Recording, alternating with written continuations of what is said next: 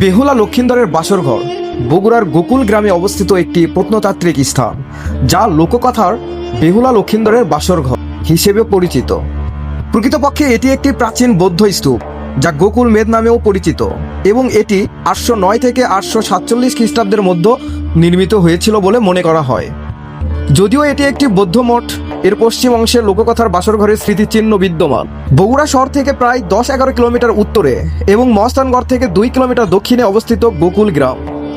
এটি মূলত দেবপাল নির্মিত একটি প্রাচীন বৌদ্ধ মঠ বা স্তূপ, যা গোকুল মেদ নামে পরিচিত।